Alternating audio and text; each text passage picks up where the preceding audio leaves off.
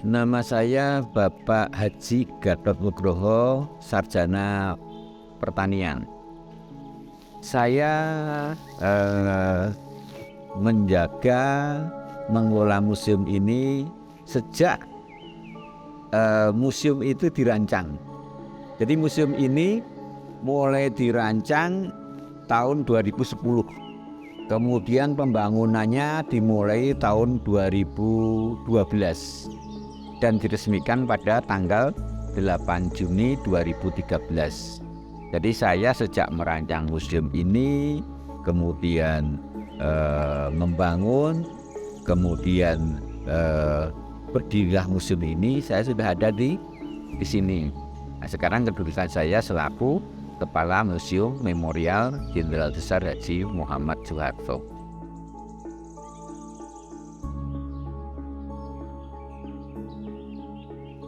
Latar belakang berdirinya Museum Memorial Jenderal Besar Haji Muhammad Soeharto ini karena disinilah dulu tempat lahirnya anak Isa, anak bangsa, pejuang setia dan pemimpin negara, namanya Bapak Haji Muhammad Soeharto. Karena di sini tempat lahirnya Pak Harto, kemudian oleh adik kandung beliau, namanya Bapak Haji Prabowo Setijo, dibangunlah Museum Memorial Jenderal Besar Haji Muhammad Soeharto.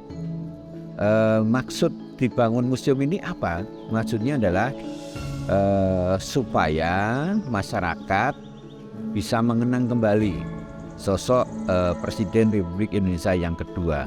Kemudian untuk generasi penerus bangsa supaya bisa mengenal, kemudian bisa belajar terhadap apa yang dilakukan oleh Pak Harto sejak dari ketika beliau berjuang untuk bangsa dan negara ini, kemudian ketika beliau mengabdi dan membangun negeri kita tercinta Indonesia sebagai Presiden Republik Indonesia yang kedua.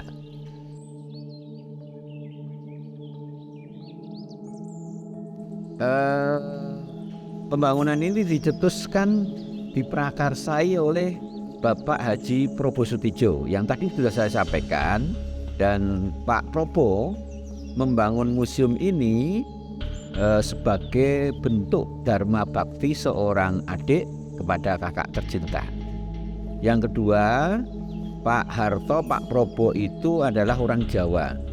Orang Jawa itu selalu menjunjung apa yang pernah dinasihatkan oleh leluhurnya, oleh orang tuanya.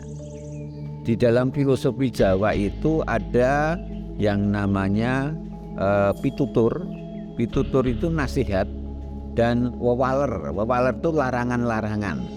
Nah, konsep membangun museum ini adalah mengambil filosofi yang dikenal dengan filosofi dalam bahasa Jawa, mikul dhuwur, mendem jero.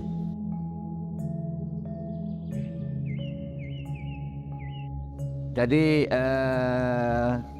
museum ini dulunya adalah rumah keluarga dari eyang buyutnya Bapak Haji Muhammad Soeharto.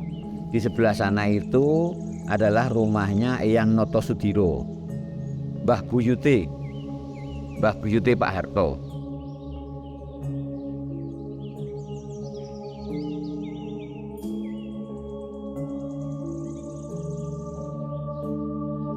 Kemudian yang di depan saya ini yang digunakan untuk museum dan diorama perjalanan sejarah Pak Harto, itu adalah rumahnya kakeknya Pak Harto, namanya Eyang Atmo Sudiro. Kemudian tempat lahirnya Pak Harto ada di sebelah kanan saya. Ada rumah sekarang dalam bentuk pendopo kecil. Dulu itu rumah kampung dari Gedek, tapi karena sudah rusak, kemudian kita bangun pendopo. Kemudian di belakang pendopo itu ada sumur. Sumur itu kami sebut sumur kenangan, karena sumur itu sudah ada sejak Pak Harto lahir, sejak Pak Harto kecil. Jadi Pak Harto lahir di situ pada tanggal 8 Juni 1921. Beliau putra dari seorang ibu rumah tangga biasa, namanya Ibu Sukirah. Bapaknya seorang petani. Beliau bertugas di Kalurahan Argomulyo, Kalurahan Kemesuk pada waktu itu sebagai ulu-ulu. Jadi bapaknya ulu-ulu, ibunya ibu rumah tangga biasa. Pak Harto ada di situ. Kemudian spesifikasi museum ini adalah andalannya pertama, ikon kami adalah patung Jenderal Besar Haji Muhammad Soeharto. Jadi pengunjung kalau sudah masuk di area museum kami melalui pintu gerbang itu, kemudian kami ajak untuk foto bareng, kita ambil video, ada suatu kesan. Kemudian setelah itu disinilah, ini adalah sekolah kami. Kita sebut sekolah kami karena disinilah tempat kami memberikan edukasi kepada generasi penerus bangsa. Walaupun hanya sekitar 30-40 menit, kami memberikan edukasi tentang wawasan kebangsaan, nasionalisme, suri teladan Pak Harto kepada generasi penerus bangsa. Harapannya apa? Supaya anak-anak yang datang ke museum ini bisa terinspirasi dari sosok anak desa yang kemudian menjadi Presiden Republik Indonesia. Ketekunannya, perjuangannya, konsep hidupnya, dan kepemimpinannya. Ada filosofi kepemimpinan titipan Pak Harto untuk generasi penerus bangsa. Ada 3 huruf so dalam bahasa Jawa. So. Kalau anak-anak sekarang bacanya sa. Seorang pemimpin itu yang pertama harus sabar atine, punya hati yang sabar. Yang kedua, seorang pemimpin itu harus sareh tumindake, punya jiwa bijaksana. Punya hati yang sabar, punya jiwa bijaksana. Yang utama adalah seorang pemimpin harus soleh pikulai, harus dekat kepada Allah Subhanahu wa Ta'ala. Jadi konsep itu adalah titipan Pak Harto untuk generasi penerus bangsa. Kalau jadi pemimpin, peganglah itu. Sabar atine, sareh tumindake, soleh pikulai.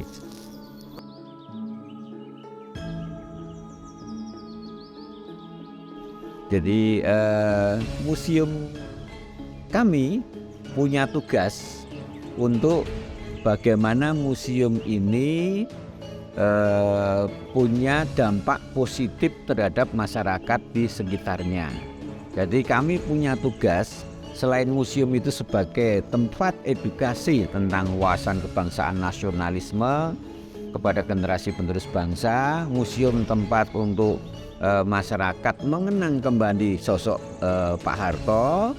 Kami punya tugas utama adalah bagaimana dengan adanya museum ini masyarakat di sekitar kita harus meningkat kesejahteraannya. Apa yang dilakukan?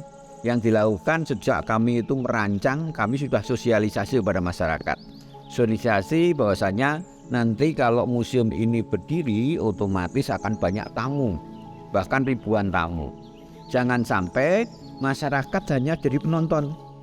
Masyarakat kami sarankan untuk yang punya rumah di sekitar sini jangan sekali-kali rumahnya disewakan kepada pihak di luar desa, supaya mereka bisa jualan sendiri, kemudian memetik hasil dari adanya kunjungan yang cukup banyak ini untuk apa? Untuk peningkatan kesejahteraan mereka. Yang kedua, pedagang-pedagang kami yang ada di lingkungan museum itu adalah sebagian besar adalah pedagang yang ada di desa kami. Bahkan masyarakat yang sebelumnya tidak pernah berdagang kita ajari untuk berjualan. Kemudian modalnya dari mana? Modalnya dari koperasi yang ada di museum. Jadi kami ada paguyuban pedagang museum itu ada 40 paguyuban. Kemudian tempat parkir kami itu kapasitasnya bisa digunakan untuk parkir 10 bis besar, 20 kendaraan roda 4, kemudian sekitar 100 kendaraan roda 2. Itu yang mengelola siapa? Yang mengelola adalah masyarakat di sekitar kami. Kemudian hasilnya adalah sebagian 50% untuk tim parkir, yang 50% itu kami bagi lagi. 20% untuk kas pemuda di Dusun Kemusuk Kidul. Kebetulan tempat parkir itu di wilayah Dusun Kemusuk Kidul, museumnya di Dusun Kemusuk Lor. Kemudian 20% untuk kas pemuda di Dusun Kemusuk Lor. Kemudian yang 20% untuk karyawan museum. Kemudian yang 20% lagi untuk pembangunan ketika ada kerusakan. Di samping itu, ketika masyarakat itu butuh modal, kami koperasi menyiapkan untuk permodalannya. Jadi tidak hanya paguyuban museum dan karyawan museum aja yang kami modali, tapi adalah masyarakat Desa Argomulyo yang produktif. Sampai sekarang ini koperasi museum namanya Koperasi Sahabat Damandiri itu punya nasabah yang menggunakan anggaran yang ada di koperasi kami, masyarakat Desa Argomulyo yang produktif itu ada sekitar 500 masyarakat. Berarti mereka rata-rata pinjemnya sekarang sudah sekitar 4 juta. Uang yang beredar di desa kami itu berarti hampir 2 miliar. Nah, itulah konsep kami, bahwasanya adanya museum ini otomatis masyarakat sekitar merasakan. Kalau sudah merasakan, masyarakat akan menjaga museum kita. Kami museum ini 24 jam tidak akan pernah diganggu adanya pencurian dan lain. Kami aman karena museum ini sekarang masyarakat sudah merasakan kalau yang memiliki museum itu karena masyarakat. Kalau tidak ada museum, masyarakat peningkatan sejahteraannya kemarin berbeda dengan ketika ada museum. Terima kasih adik-adik semuanya dari keluarga SMK Negeri 3 Yogyakarta.